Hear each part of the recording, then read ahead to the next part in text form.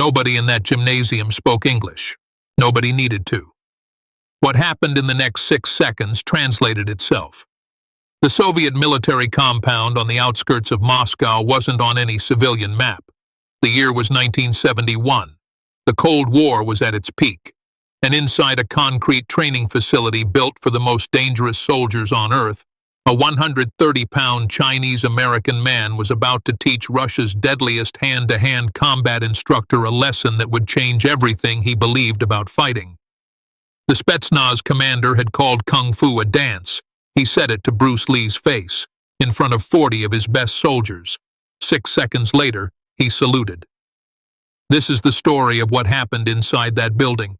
This is the story the Soviet government tried to bury. And this is the story that 40 Russian Special Forces soldiers have quietly told for over 50 years. Moscow, Soviet Union. November 14th, 1971. Sunday morning, 6:15 a.m. Temperature outside, minus 12 degrees Celsius. The sky is still black. Snow covers everything. The military compound sits 22 kilometers northeast of Red Square, behind 2 security checkpoints and a wall topped with razor wire. No sign marks the entrance. No name identifies the facility. Officially, this place does not exist. Inside, the main training hall is 60 meters long and 30 meters wide. Concrete floor, concrete walls, industrial lights hanging from steel beams 8 meters above. The air smells like iron, sweat, and old leather. Heavy bags line the north wall. Wooden dummies stand in rows along the south wall. Padded mats cover the center of the floor, stained dark from years of blood and training. This is where the Soviet Union builds its most lethal warriors. Spetsnaz, Special Purpose Forces, the elite of the elite. 40 soldiers stand at attention in 4 rows of 10. They wear gray training uniforms, no rank insignia, no names. In this room, identity doesn't matter, only capability matters. They have been told a visitor is coming, an American, a martial artist. They have been told to observe, to evaluate, to learn if there is anything worth learning. Most of them doubt there will be. The man responsible for this visit stands at the front of the formation, Commander Alexei Dmitrievich Volkov, age 42, height 6 feet 4 inches, weight 238 pounds, 23 years of military service, 14 years commanding Spetsnaz close combat training for the Soviet Western Military District. Volkov is not just an instructor. He is the architect of the Soviet military's hand-to-hand combat curriculum. He designed the Systema Rukopashny Boy program that every Spetsnaz unit in the Western theater uses. His system combines Sambo, the Soviet grappling art developed from judo and wrestling, with battlefield-tested striking techniques drawn from boxing, karate, and indigenous Russian fighting methods passed down through Cossack military traditions. His credentials are extraordinary. Master of Sport in Sambo, the highest athletic distinction the Soviet Union awards. Black Belt 3rd Dan in Judo, earned in Tokyo in 1964 when the Soviets sent their best to study Japanese martial arts firsthand. He competed in 87 official Sambo matches over a 12-year career. Won 84. Lost 2. Drew 1. His students have a combined record in military combat exercises of over 300 victories against conventional infantry units. 7 of his former students went on to command their own Spetsnaz detachments. 2 became instructors at the KGB's Special Operations School in Balashikha. Volkov's hands tell his story better than any record. His knuckles are flat, calcified from thousands of hours striking makiwara boards he imported from Okinawa after his judo training in Japan. His right hand has been broken 4 times, his left hand 3 times, both healed stronger each time, layered with calcium deposits that make his fists feel like concrete wrapped in leather. He can crack a concrete brick with a downward hammer fist. He has demonstrated this for every new class of Spetsnaz recruits for the last 11 years, not as a party trick, as a statement a declaration of what the human body can become through Soviet discipline, Soviet training, Soviet will. But Volkov's greatest weapon isn't his hands, it's his mind. He is a student of combat theory. He has studied every major fighting system in the world, not to admire them, but to defeat them. He keeps detailed notebooks, handwritten in precise Cyrillic script, analyzing the weaknesses of karate, judo, boxing, wrestling, Muay Thai, and Kung Fu, especially Kung Fu. Volkov considers Chinese martial arts the most overrated fighting tradition in the world. He has written 3 internal military papers arguing this position. Beautiful to watch, he wrote in a 1968 assessment for the Defense Ministry. Useless in combat. Circular movements waste time. Low stances limit mobility. Forms training develops choreography, not fighting ability. No Chinese martial art has ever produced a fighter capable of competing with a trained Soviet combat specialist. This is not prejudice. In Volkov's mind, this is science. He has tested Kung Fu practitioners before, twice in Moscow, once in East Berlin. Each time, the result was the same. The Kung Fu man performed beautiful techniques. Volkov put him on the ground inside 30 seconds, once in 11 seconds. Kung Fu, he told his soldiers repeatedly, is dance with philosophy attached. Good for movies, good for meditation, worthless for war. This is the man standing at the front of the training hall at 6:15 in the morning, waiting for an American martial artist he considers a movie star playing pretend. This is the man who has already decided the demonstration will prove his point. This is the man who has no idea what is about to happen to him. The visit was arranged through diplomatic back channels. In 1971, the relationship between the United States and the Soviet Union was complicated. Nixon was preparing for his historic visit to China. Kissinger was conducting secret negotiations. Cultural exchanges were happening quietly beneath the political surface. Martial arts had become a quiet bridge. The Soviets were curious about Western fighting methods. The Americans wanted intelligence on Soviet military training. Bruce Lee was in between film projects. The Big Boss had finished production. Way of the Dragon was in early development. Bruce had 3 months of open schedule and a standing invitation from a Soviet cultural attaché he had met through a Hong Kong film connection. The invitation was simple. Come to Moscow, demonstrate your art, observe ours. An exchange between warriors, not politicians. Bruce accepted. Dan Inosanto warned him against it. You're walking into a military compound in the Soviet Union. If something goes wrong, nobody can help you. Bruce's response was simple. If something goes wrong, I won't need help. He arrives at the compound in a black sedan driven by a Soviet military liaison. No entourage, no camera crew, no protective detail. Just Bruce Lee, 5'7", 130 pounds, wearing black pants, a black high-collared jacket, and flat training shoes. He carries a small canvas bag. Inside, a mouthguard, hand wraps, and a wooden Wing Chun training ring that belonged to his teacher, Yip Man. The sedan stops at the main entrance. Bruce steps out into -12-degree air. His breath clouds instantly. A Soviet officer meets him, escorts him inside. The hallway is long, fluorescent lit, smelling of disinfectant and boot polish. They reach the double doors of the training hall. The officer opens them.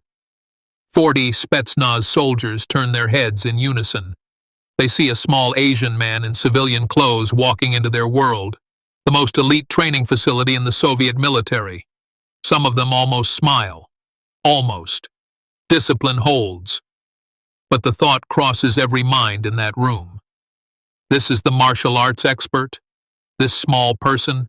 Volkov steps forward. He extends his hand. Bruce shakes it. Volkov's hand engulfs Bruce's completely. The size difference is visible to everyone. 9 inches taller, 108 pounds heavier. Volkov's forearm is thicker than Bruce's thigh. Welcome to our facility, Mr. Lee.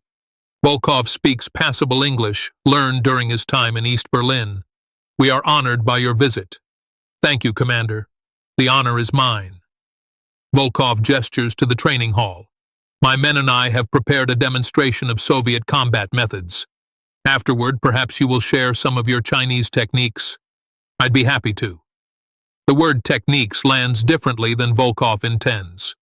To Volkov, techniques means choreography, performance pieces, the flowery forms he's seen in the kung fu manuals he studies to mock. To Bruce, techniques means something else entirely. Volkov turns to his soldiers, speaks in rapid Russian. What he says, translated later by a bilingual soldier who eventually defected to the West in 1983, is this: watch carefully. After our demonstration, the American will show us his kung fu. You will see the difference between real fighting and performance art. Some soldiers nod, some keep their faces neutral. The demonstration begins. For 20 minutes, Volkov's soldiers showcase Systema Rukopashny boy. It is impressive, brutal, efficient. Takedowns executed in under 2 seconds. Knife disarms performed at full speed with live blades. Chokeholds applied and released with mechanical precision. 2 soldiers spar full contact. The sounds of impact echo off concrete walls. 1 soldier bleeds from a cut above his eye. Neither stops. Neither complains. This is Spetsnaz training. Pain is information, not an obstacle. Bruce watches without expression. His eyes move constantly. He watches footwork patterns. He notes weight distribution during transitions. He sees the timing gaps between combinations. He is reading 40 soldiers the way a chess grandmaster reads a board. Every movement tells him something. The demonstration ends. Volkov turns to Bruce. Impressive, yes? The Soviet system is built for one purpose: to end fights quickly, to neutralize threats, not for sport, not for show, for survival. Bruce nods. Very impressive. Your soldiers are well trained. Their conditioning is excellent. The grappling is world-class. Volkov waits. He can feel a qualifier coming. But I notice something, Bruce says quietly. Your system assumes the opponent will engage at your range.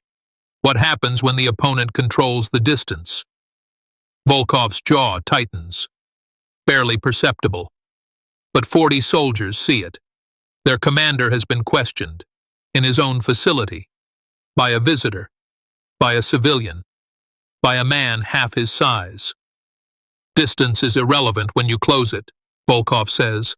A Spetsnaz soldier closes distance, always. That is the first principle. What if he can't? Volkov's patience thins. Mr. Lee, I mean no disrespect, but your art, kung fu, it is beautiful, truly beautiful.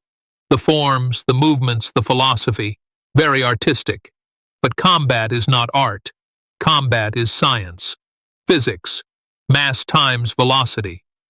He gestures at the size difference between them. I outweigh you by 50 kilograms. I have 23 years of military combat training. My art is designed to neutralize opponents on a battlefield. Kung fu. He pauses, searching for the English words. Kung fu is dance. With respect, it is beautiful dance. But it is dance. The training hall goes silent. 40 soldiers stare. They have watched their commander dismiss martial arts systems before, but never to a practitioner's face, never this directly. Bruce Lee does not react. His expression does not change. His body does not tense. He stands perfectly still for 3 seconds. The silence is absolute. Then he speaks. Would you like to test that theory? Volkov blinks. He didn't expect this. He expected the American to nod politely, perform his demonstration, collect his diplomatic goodwill, and leave. You want to spar? Volkov asks. I want to demonstrate something, if you're willing. Volkov looks at his soldiers. Refusing would show weakness. Accepting means fighting a man 50 kilograms lighter in front of his own troops with nothing to gain and everything to lose. But Volkov's ego makes the decision his tactical mind should have prevented. All right, Light contact. Demonstration only. Of course, Bruce says. They move to the center mat. 40 soldiers form a wide circle. The concrete room amplifies every sound, every breath, every footstep on padded canvas. Volkov settles into his combat stance. Left foot forward, weight slightly back, hands up in a modified boxing guard with open palms, fingers slightly curved, ready to grab, strike, or deflect. Classic Systema position. Rooted. Powerful. Designed to absorb impact and counter. Bruce stands naturally, feet shoulder width, weight centered, hands up but relaxed, moving slightly. Alive. To the trained soldiers watching, his stance looks like nothing. No guard, no base, no structure. He looks like a man waiting for a bus, not preparing for combat with the most dangerous hand-to-hand fighter in the Soviet military. Volkov moves first. He is fast for his size, remarkably fast. He closes the distance with a shuffle step and throws a straight right palm strike aimed at Bruce's sternum. Systema's signature entry. Close distance, strike the solar plexus, follow with a takedown. He has done this 1,000 times. His palm hits air. Bruce has shifted 4 inches to the right. Minimal movement. His feet barely change position, but the angle is enough. Volkov's strike extends into empty space. His weight commits forward by a fraction. In that fraction, Bruce moves. His right hand fires a straight blast, Jeet Chung Chui, a Wing Chun centerline punch aimed directly at Volkov's throat. It stops half an inch from contact. Volkov feels the wind of it against his skin. His eyes go wide. Bruce is already resetting. Back to neutral. Relaxed. The entire exchange took less than 2 seconds. Volkov reprocesses. He was not expecting speed like this. He recalibrates. This time he won't lead with a strike. He'll use what he knows best. Grappling. Close the distance, clinch, take the smaller man down. On the ground, size decides everything. He lunges, both hands reaching for Bruce's collar, standard Sambo grip fighting entry, the tie-up that begins every Sambo throw. His hands are fast, practiced, precise. They close on nothing. Bruce has angled offline, using Baijong footwork, shifting 30 degrees to Volkov's blind side. As Volkov's hands grasp air, Bruce's left hand executes a paksao, a slapping deflection, against the inside of Volkov's right wrist. Barely any force, just redirection, just enough to open Volkov's center line completely. Bruce's right hand flashes. A BUG, a thrusting finger strike, aimed at the hollow of Volkov's throat. Again, it stops. 1 inch away. Held there for a full second. The message is unmistakable. Twice, Bruce Lee has placed a killing technique at Volkov's throat without Volkov being able to prevent it. Twice, Bruce has chosen not to make contact. Twice, the dance has proven more lethal than the science. Volkov steps back. His breathing is controlled but heavier. He is trained to suppress visible signs of stress. He cannot suppress this. His soldiers see it. Their commander, the man who breaks concrete with his hands, the man who has won 84 Sambo matches, the architect of Soviet close combat doctrine, has just been touched twice by a man he outweighs by 108 pounds. Not touched. Shown mercy. Twice. Volkov resets a third time. His pride demands one more exchange. His training tells him to change tactics. He feints low with his left hand, a deceptive entry suggesting a leg grab, then fires an overhand right aimed at Bruce's temple. It is his fastest combination. Soldiers who have received this combination describe it as seeing one thing and feeling another. The feint sells. The overhand arrives from an angle most fighters cannot track. Bruce slips the overhand by tilting his head 3 inches to the left. The fist passes over his right shoulder close enough to ruffle the fabric of his jacket. As Volkov's arm extends past Bruce's head, Bruce steps inside. Close range. Wing Chun range. His left hand controls Volkov's extended right arm at the elbow with a lop sao. a grabbing deflection. His right hand rises, an open palm strike positioned 2 inches below Volkov's chin, aimed upward, the angle that separates consciousness from unconsciousness, the angle that can kill. Bruce holds the position. His palm does not touch Volkov's jaw. It doesn't need to. The position says everything. 3 exchanges, 3 kill shots, 0 contact, 6 seconds total. The training hall is silent. 40 Spetsnaz soldiers have just watched something they cannot explain with their training, their doctrine, their understanding of combat. A man giving away 9 inches, 108 pounds, and 2 decades of military experience has just demonstrated absolute control over the most dangerous fighter they know. Bruce releases Volkov's arm, steps back, returns to neutral. His breathing is unchanged. He is not sweating. He does not look like a man who has just been in a confrontation. He looks like a man who has been standing still. Volkov stands in the center of the mat. His face works through emotions visible to everyone in the room. Confusion first, then recognition, then something none of his soldiers have ever seen on his face before. Humility. He straightens, draws himself to his full height. 6 feet 4 inches of Soviet military authority. And then Commander Alexei Dmitrievich Volkov does something that shocks every soldier in the room more than anything Bruce Lee just did. He brings his heels together, pulls his shoulders back, lifts his right hand to his temple, and salutes. Not a casual acknowledgement, not a half gesture, a full military salute. The salute a Soviet officer gives to a superior. The salute that means, I recognize your authority. I respect your rank. You have earned this. Bruce bows. A simple bow. Respectful. No arrogance. No triumph. Just one martial artist honoring another. The silence breaks. Not with applause.